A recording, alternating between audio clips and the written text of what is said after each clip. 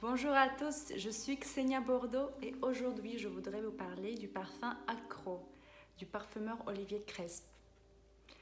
Pour parler d'Olivier Cresp, je pense qu'il faut faire une vidéo entière parce qu'il y a beaucoup de choses à dire. Mais je tiens énormément de parler de lui un petit peu parce qu'aujourd'hui le consommateur il est orienté vers le parfumeur. Si avant, encore il y a quelques temps, les gens ne connaissaient pas trop les parfumeurs, ils connaissaient une marque et en fonction de la marque, ils se faisaient une idée du parfum.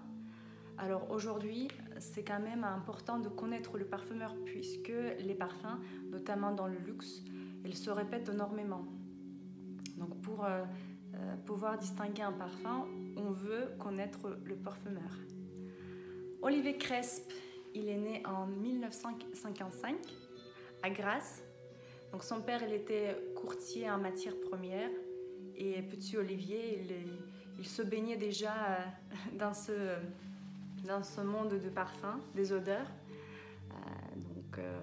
Il était tout le temps inspiré par les odeurs du jasmin, de la rose, de la tuberose. Son père lui ramenait des échantillons à la maison. Et petit Olivier, il jouait, il essayait, il sentait. Donc on peut dire que son métier, il était déjà prédestiné.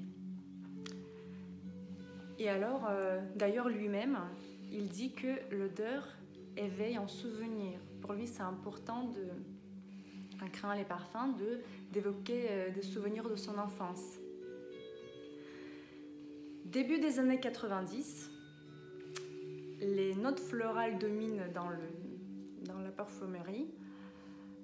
Les notes aquatiques commencent à apparaître. Et là, 1992, Olivier Cresp, il crée son Angel pour Thierry Mugler. Le parfum extra gourmand. Et par la suite, par ce parfum, il crée les notes, dans la parfumerie en général, les notes gourmandes. Donc quand on voit la pyramide de ce parfum Angel, on voit les notes de tête, sucre, barbe à papa, les notes de cœur, miel, notes de fond, caramel, chocolat. Donc c'est vraiment le mélange de tout ce qui est le plus gourmand. Et bien sûr, il y a d'autres notes à côté, mais ces notes-là, elles sont très dominantes. Donc voilà, on voit cette gourmandise dans ces parfums. Et puis on peut dire, je dis toujours gourmand, mais Olivier Cresp, pour moi, c'est un parfumeur qui s'associe au mot gourmandise, tout simplement.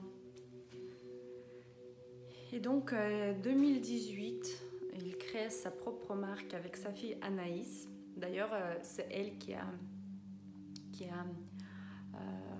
l'a inspiré, qui a donné cette idée de créer les parfums, de reproduire des addictions en parfumerie. Alors, c'est cigarettes, alcool, caféine, chocolat, cannabis. Voilà, tout ça, c'est ses addictions. Et là, alors, Olivier, il se fait plaisir. Il n'y a pas de limite, hein, ni un dosage, ni à rien. Tout est en excès. Et d'ailleurs, voilà. Donc, je vais vous parler de ces parfums. J'ai vu sur Internet pendant le confinement au mois de mars ou avril. Et là, je me suis dit qu'il faut absolument que je les commande. Surtout que le kit découverte, il coûte 30 €. Donc pour les échantillons, 6 échantillons de 2 ml, c'est plutôt sympa. C'est pas très cher, mais pour la découverte, c'était très intéressant. Donc je vais vous montrer mon kit découverte. Donc c'est dans cette boîte-là. On ouvre, je vous montre tous ces parfums. Voilà. Et on va parler de ces odeurs, ces fameuses odeurs d'addiction. Alors on va commencer par, peu importe, hein, par exemple Smoke. Alors je le sors, donc vous voyez Smoke. Bon, après ils se ressemblent à toutes. Ça se ferme pas, mais ça sent tellement fort qu'on n'a même pas besoin de vaporiser. très très bon. Normalement, ça doit nous évoquer une odeur de cigarette. Alors, moi, je ne fume pas et pour moi, c'est pas du tout une cigarette. C'est pas la fumée, non plus la fumée de cigarette. C'est plus le feu, mais le feu dans la nature. Le feu, le bois brûlé. Donc le feu, donc nous autour de ce feu, ça, ce sont mes souvenirs à moi. Peut-être un peu de pruneau, donc quelque chose de fumé, cuit, mais assez gourmand pour juste l'odeur d'une cigarette. Ça, c'est quelque chose que moi je considère plus feu. Plus pour les hommes, alors que, bon, commercialement parlant, on a des parfums pour femmes et pour hommes, mais aujourd'hui, tout est mixte, surtout les parfums de niche. On ne peut pas dire si c'est un parfum féminin ou masculin. Donc, moi, en revanche, ce parfum Smoke, je le vois sur les hommes davantage que sur les femmes. C'est bien eau de parfum, je ne vous ai pas dit, je pense. Ensuite, on a Dark. Alors, Dark, le chocolat noir. Chocolat noir, gourmand mais pas écœurant, pas trop sucré. Donc, c'est pas le chocolat au lait. On a des notes ici. Donc vous pouvez tout voir sur site pour voir les notes. Mais là, alors, chocolat noir, cacao, cannelle, noisette, vanille. Voilà. Ça, on a envie de manger. C'est tellement gourmand. Et puis, comme je vous ai dit déjà dans ma vidéo précédente, quand on a envie de manger quelque chose, mais on n'a pas envie non plus de grignoter tout le temps, on met quelques pchés de ce parfum Dark. On a l'impression qu'on a mangé du chocolat. Franchement, on peut mentir à notre propre estomac. Tellement c'est gourmand et ça sent très bon. Mais comme je dis, c'est pas écœurant. Ensuite, Awake. Pour moi, ces deux parfums, Awake et Dark, ça ressemble beaucoup. Donc, Awake, c'est les notes. Café Santos, cardamome, citron d'Italie, vétiver, Haïti. Bon, ça, c'est le café pur et dur. Mais c'est pas un café amer, serré, italien, ristretto. C'est le café gourmand. Parce qu'il y a cardamome. Moi, je dirais aussi cannelle. C'est une tasse d'un café vraiment très gourmand. C'est toujours le mot gourmand. Je suis désolée, mais je le dis parce que je le vois comme ça. Je le sens comme ça. Donc là, je l'ai mis une fois pour aller au travail le matin. Alors, ça réveille et franchement, c'est très, très, très motivant le matin. Quand on met dans la voiture, ça enveloppe tout autour de nous avec ce parfum. Ça, c'est quelque chose qu'il faut essayer. Je vous conseille vivement. Ensuite, on a Malt. Malt. Ça, c'est le parfum qui m'a plu moins. Juste parce que je ne suis pas trop fan des notes d'alcool dans le parfum. Ici, on a des notes whisky, rhum, cuir, algues et patchouli. Donc, c'est pas du tout alcooleux dans le sens... Enfin, on sent que l'alcool. C'est un petit peu aussi gourmand encore hein, parce qu'on a du patchouli. Donc, c'est l'alcool plutôt gras. Parce qu'il a déjà... j'ai déjà créé quelques notes, quelques parfums avec les notes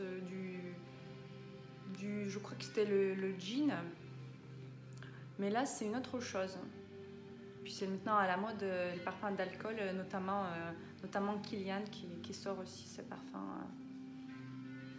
de notes d'alcool. Voilà, moi je vois pareil, plus sur un homme. C'est plus le parfum... il est un peu sérieux, on va dire. Il est sérieux parce que je le sens plus... il est moins gourmand que les autres, c'est peut-être pour ça.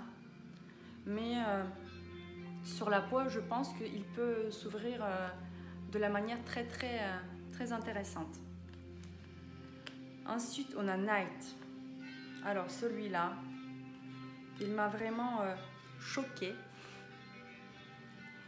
Et je peux dire que c'est peut-être en grande partie grâce à ce parfum que j'ai voulu commander ce kit échantillon. Alors, Night. Moi, quand je le sens, donc d'abord je vais vous lire des notes.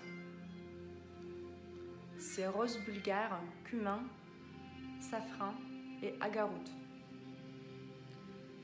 Moi, ce que je sens, c'est la peau d'une femme, la peau propre avec la crème, notre saint parfum sur la peau, et qui par la suite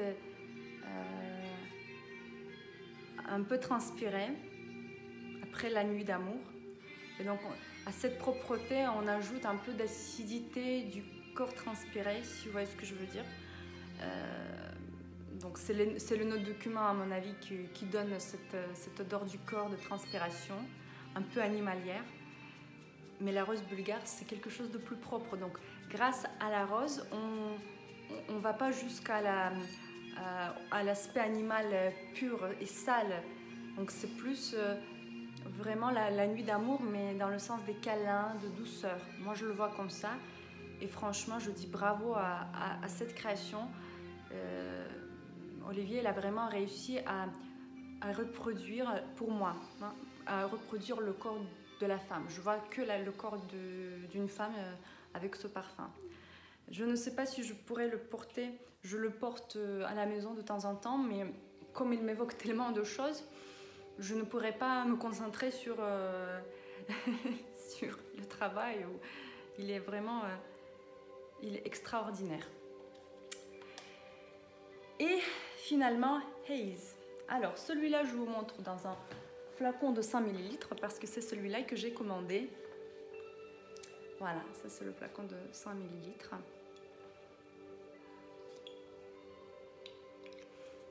Je vous explique pourquoi celui-là.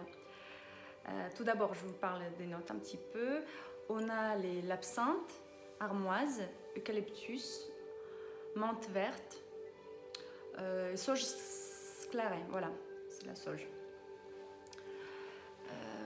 Moi qui suis tellement passionnée des parfums séducteurs, musqués, floraux, là, pendant le confinement, je me suis retrouvée à la maison et avec les rares sorties dans la nature.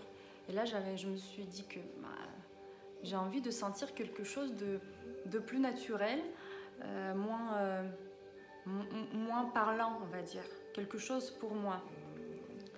Et ce parfum, il a vraiment... c'est le parfum pour moi, normalement c'est cannabis, hein, selon les addictions d'accro-fragrance. Pour moi, c'est pas le cannabis tout simplement parce que je connais pas l'odeur de cannabis. Enfin, je ne parle pas de l'odeur de l'herbe brûlée qu'on peut croiser dans la rue. Mais pour moi, c'est plus les plantes de méditation, de relaxation. C'est comme un seconde peau que je peux porter à la maison. Bien sûr, c'est pas quelque chose qu'on sent que sur la peau. Le silage, il y est, on le sent. On met un peu de parfum et on peut sentir dans une autre pièce. Mais c'est quelque chose de très personnel et intime. C'est l'odeur de la nature hors saison. Donc si on a le printemps, l'été, la floraison, automne, les feuilles mouillées, etc. Alors celui-là, c'est vraiment l'herbe, la nature hors saison. Franchement, c'est quelque chose qui me calme, qui me plaît énormément.